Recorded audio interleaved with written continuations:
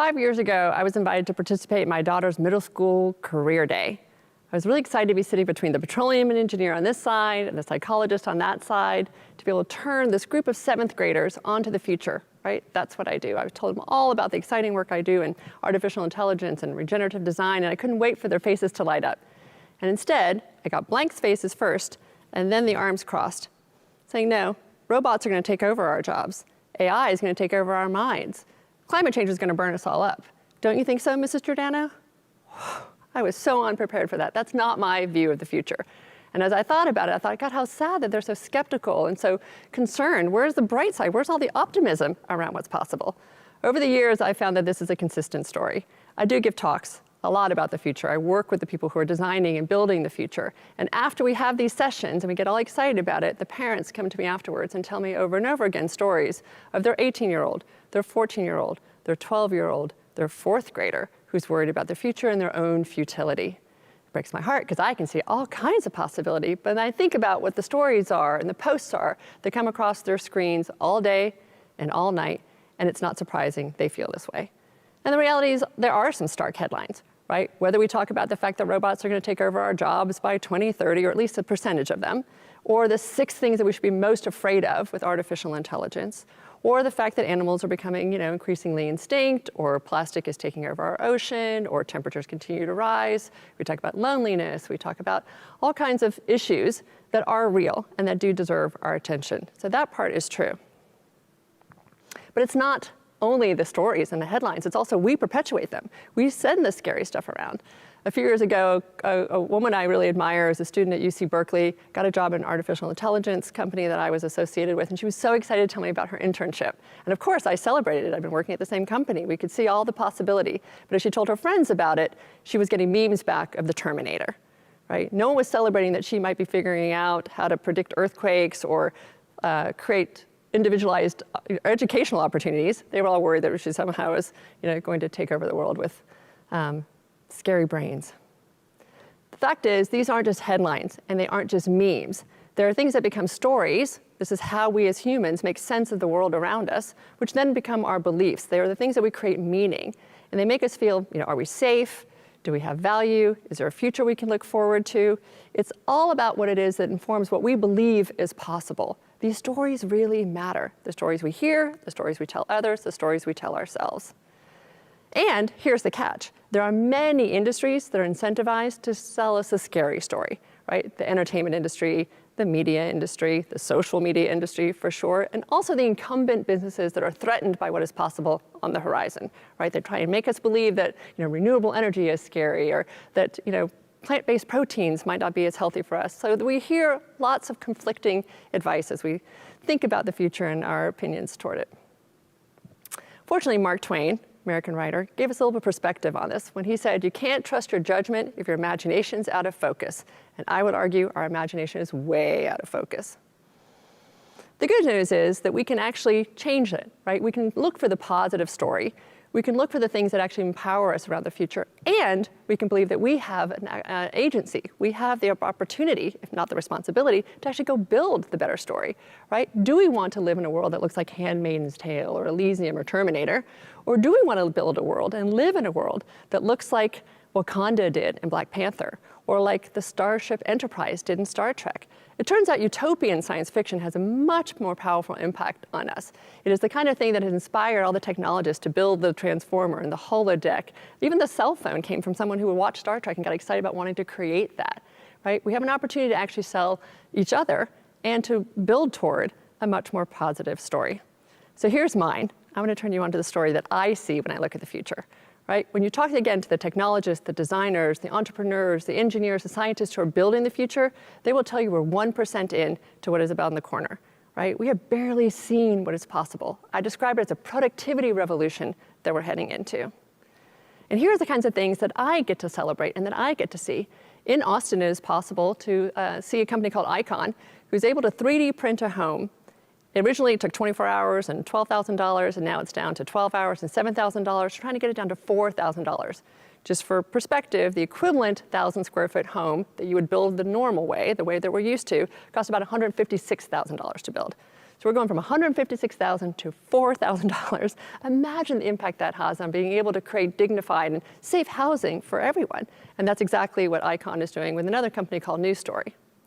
I also can see the tremendous benefit in vertical farming. If someone asked me like the one thing that's going to really transform everything, I would argue it's vertical farming, which means moving away from land-based farming to putting it inside buildings or even inside an old tunnel that is no longer useful, right? It uses 95% less water. It is 10 times faster. We are able to grow in 400 times or times the square footage. And because there are no bugs, there are no pesticides, and we can totally optimize nutrition, which makes it so much more possible to imagine how we're going to feed 9 billion people on this planet, not just food, but healthy food. It's the thing that's driving the whole push toward plant-based proteins. The food industry is going through the biggest transformation it has seen since refrigerated rail cars, and I think that's great news. I'm super excited about it. And the same thing when you look at the medical frontier. There's so many things I could talk about being able to 3D print organs and skin, and being able to use AI to read X-rays more efficiently. But even robots are now beginning to help us do remote surgery. There's been remote heart surgery in parts of the world already where we can start to see, again, we can make medical care more accessible to others. And it's not just about food and about housing and about medical care, it's also about fun. There are so many entrepreneurs right now who are exploring the edge of space, from low orbital all the way to Mars. In your lifetime, you will see someone go to Mars, I am sure of it. But in the meantime, perhaps you'll be able to go to the Space Hotel, which is supposed to open in 2027, and right outside of Earth's orbit, and be able to offer Space Jam-type gravity-free basketball. Wouldn't that be fun? Or you can put on your VR goggles and potentially take a trip at some point. There's a company called Air Nippon Airways, ANA, that doesn't just think of themselves as an airline company, they actually think of themselves as a travel company. They're making it possible for people to be able to go in, again, through virtual reality and robotics and haptic technology that allows us to feel things, allow us to explore a destination we might not be able to get to, either because physically we can't, financially we don't want to spend the money, or it's just overrun by other people, or maybe it's in the past, we get to visit something historic. So it's extraordinary to see what's on the horizon when we start to think about, again, technological innovation and this first productivity revolution. But it's not just technology advances. It's also our way of thinking. Our consciousness is changing. We're shifting from a mindset of winning at all costs and being able to keep all the resources to thinking about caring and how we steward them with much more compassion, empathy, and I'll even use the word love, right? Whether we think about a universal basic income or any of the other universal basic services, from transportation to healthcare to education to housing, again, as a possibility.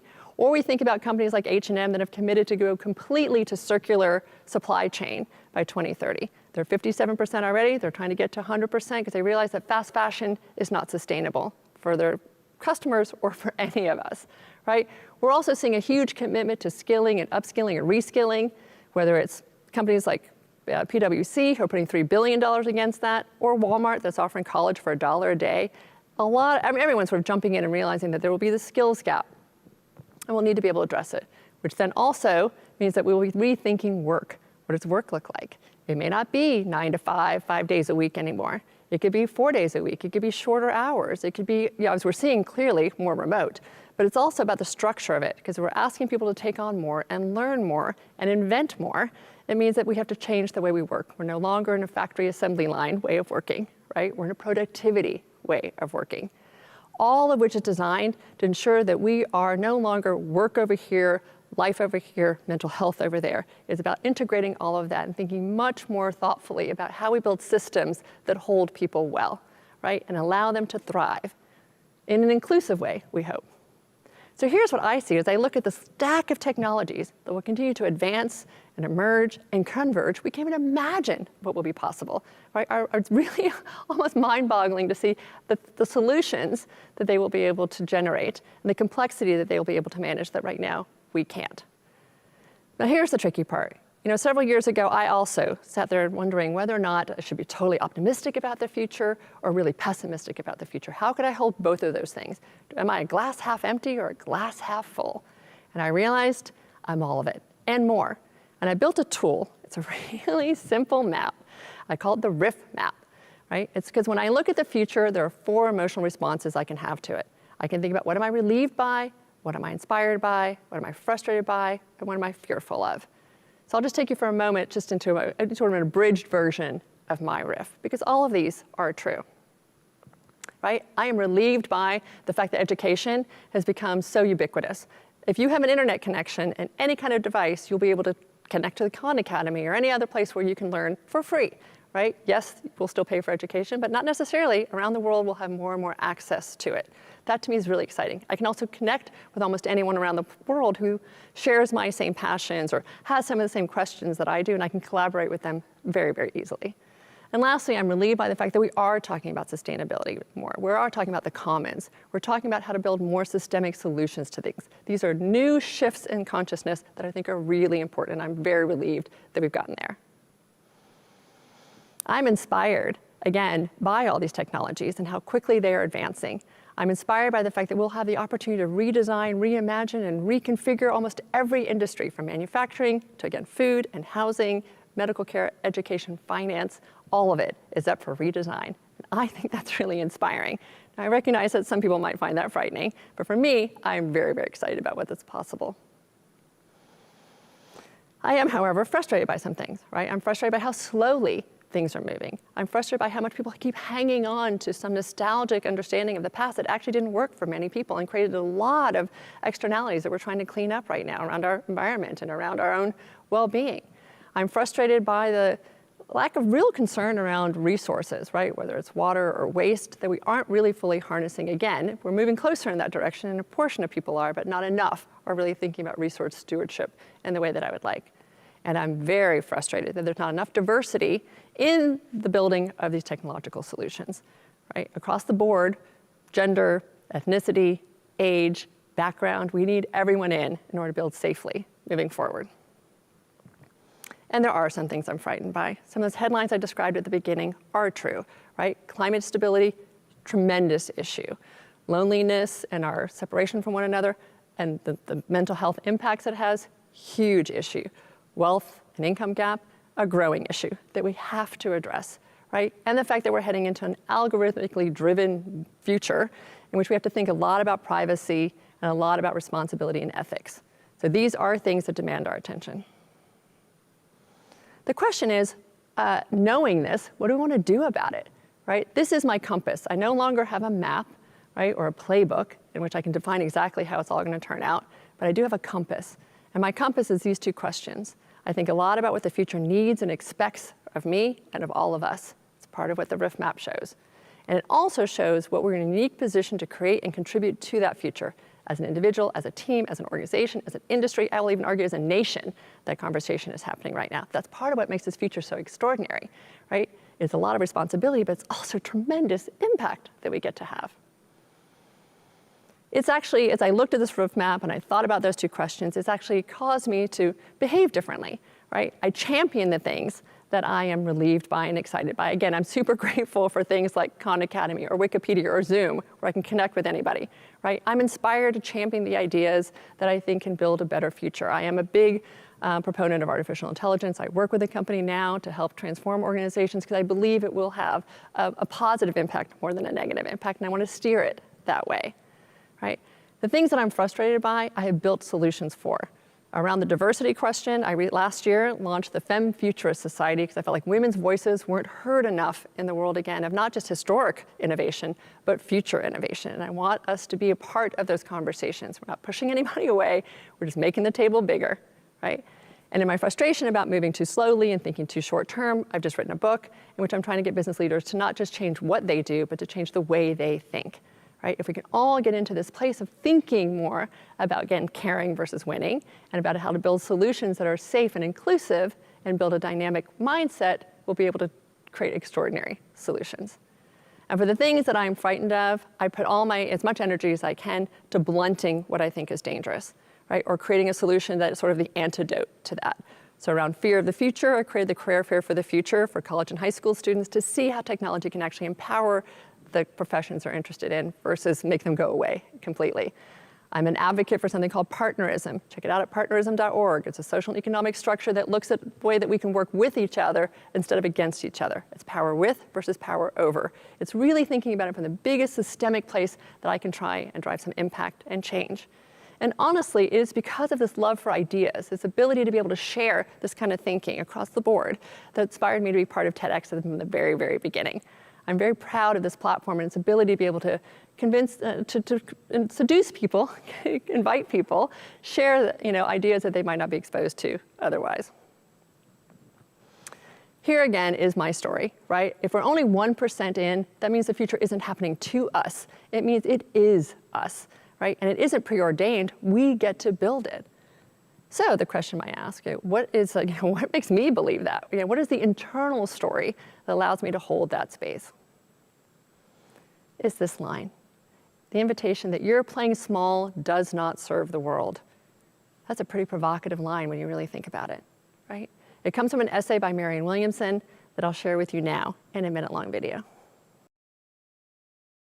Our Deepest Fear, from A Return to Love by Marianne Williamson.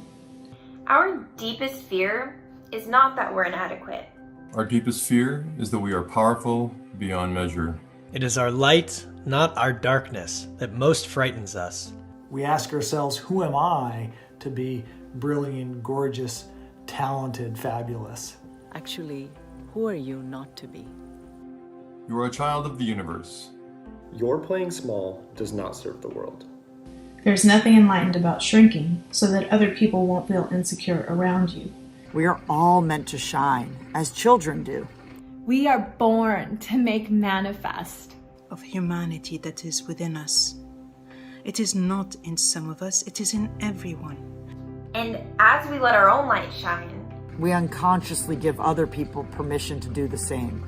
As we're liberated from our own fear, our presence automatically liberates others.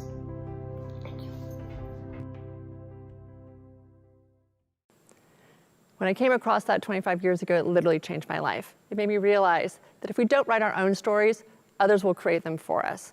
If we don't actively build the future that we want to see, others will shape it for us. And that there is literally, we have a once-in-a-lifetime opportunity to rebuild everything. This is our time not to be scared, but to play big. Thank you.